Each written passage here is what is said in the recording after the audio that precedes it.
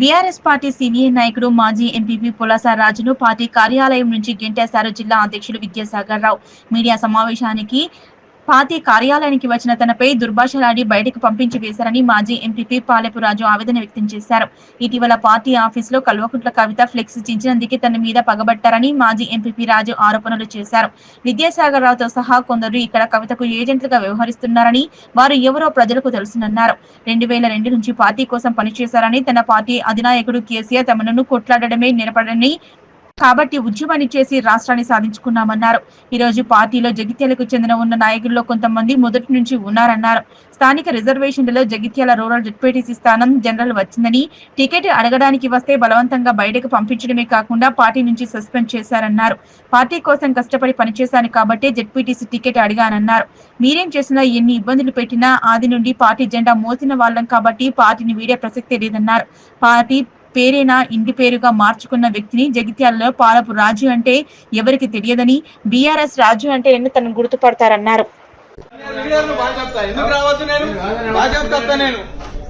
మీలాగా దొంగోట వేసుకొని అమ్ముడు పోలేడా, మీరు అమ్ముడు పోయి 2004 అమ్ముడు పోయింది అన్ని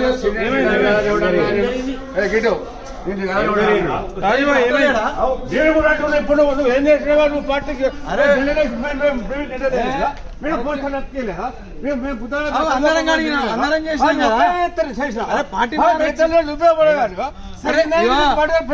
మంచి చెడు కాలం నిర్ణయిస్తుంది, మంచి చెడు కాలం నిర్ణయిస్తుంది. నా ఊర్లో గెలవకుండా మహిళా అధ్యక్షురాలు పెడతావు.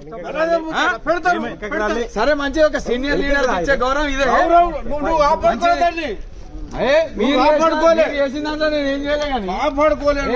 ఇవ్వడానికి టీఆర్ఎస్ అన్న పేరు లేదు, నా పేరే టీఆర్ఎస్ రాజు. ఎవడంటాడో కాదని అనుమాని.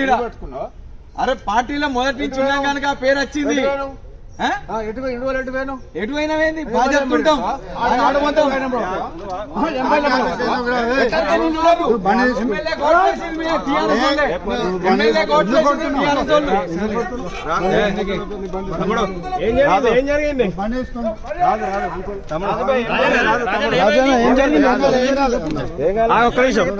రాజు రాజు ఏమైంది? నువ్వు తీసుకో బండి. ఏం జరిగింది? జరిగింది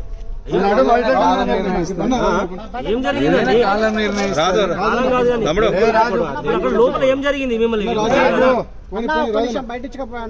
బాబు ఇష్యూ కాదా? కామెంట్ చేసుడు మనం ఎందుకు చేసుడు? మనం ఎందుకు చేసుడు? మరి మనం పోతే పోతారు, మనం సపరేట్ బాయ్. ఎందుకు గట్టిగా మనం ఎప్పుడు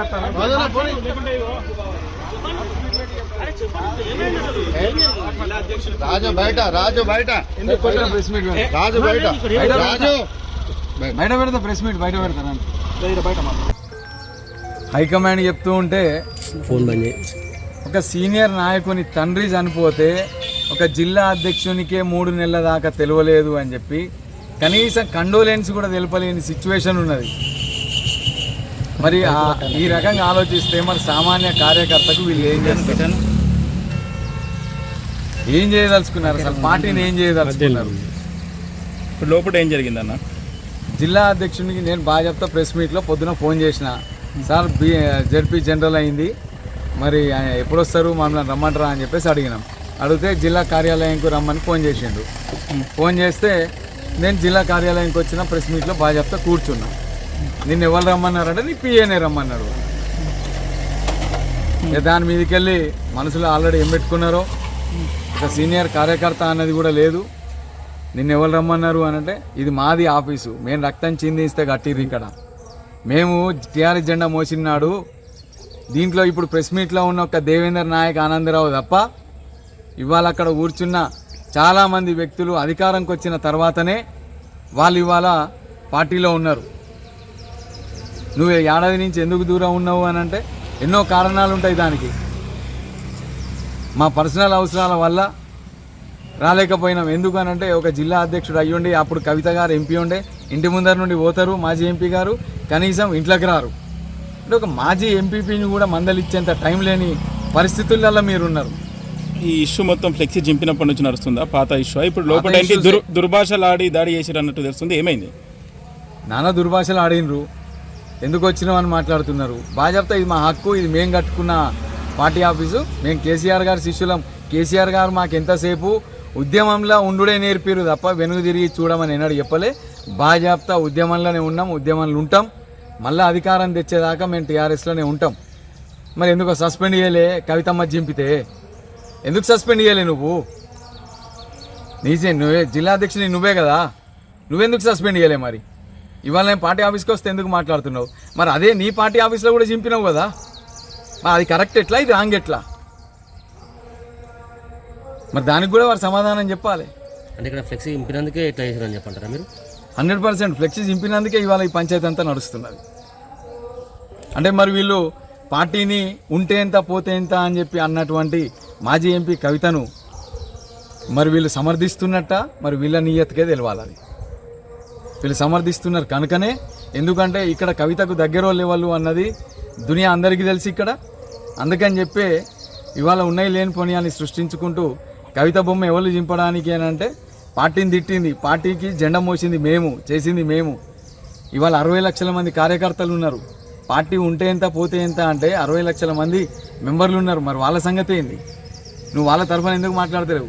ఇవాళ కవిత తరఫున నువ్వు వకాలతా ఉంచుకున్నావా? ఫైనల్గా జిల్లా అధ్యక్షుడు ఏం చెప్పారు మీకు? ఏం లేదు, ఎందుకు వచ్చినావు, నువ్వు రావద్దు, మీకు బీఫామ్ ఇయ్యం, ఏమి ఇయ్యమని అంటూ కవితకు సపోర్ట్ చేయాలి. కవిత మనుషులు రేపు ఇక్కడ టికెట్ రాదు అని అంటే రేపు కవిత దగ్గరికి కూడా పోతారు. కానీ మేము టీఆర్ఎస్లోనే ఉంటాం, మేము ఎక్కడ కండువ మార్చుకోలే, మేము ఇప్పటికీ స్టిల్ టీఆర్ఎస్. నన్ను పిలిచుడే టీఆర్ఎస్ రాజు అని పిలుస్తారు. నువ్వు ఇప్పుడు నా ఏ ఫోన్ నెంబర్లోకి వెళ్ళినా కొట్టు, ట్రూ కలర్లో టీఆర్ఎస్ రాజు అని వస్తుంది.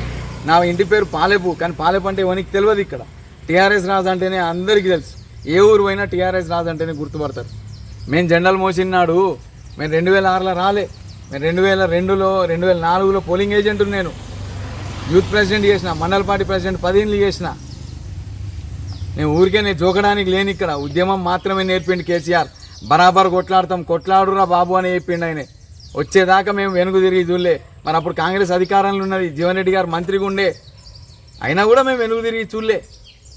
భాజపాతో కొట్లాడినాం, మేము బ్యాంకులలో పని చేయలే, మేము ఎక్కడ ఉద్యమంలో మేము మా లైఫ్ సాక్రిఫైస్ చేసిన. నేను 22 ఏళ్ళకు ఉద్యమంలో ఉన్నా, ఇవాళ నా ఏజ్ 45 ఏళ్ళు. నా 23 ఏళ్ళ సర్వీస్ పార్టీకి ఉన్నది. ఇవాళ కడుపు మనితే దునియా మాట్లాడతాడు ఎవడైనా, ఎందుకు మాట్లాడొద్దు? ఏం తప్పు చేసినాం?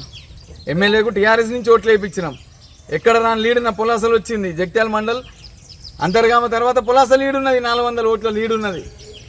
అంత బీజేపీ హవాలో కూడా పులాస 100 లీడ్ ఉన్నది. ఏ ఊర్లో ఎన్ని లీడ్ వచ్చినాయి ఏంది లిస్టు తీయండి.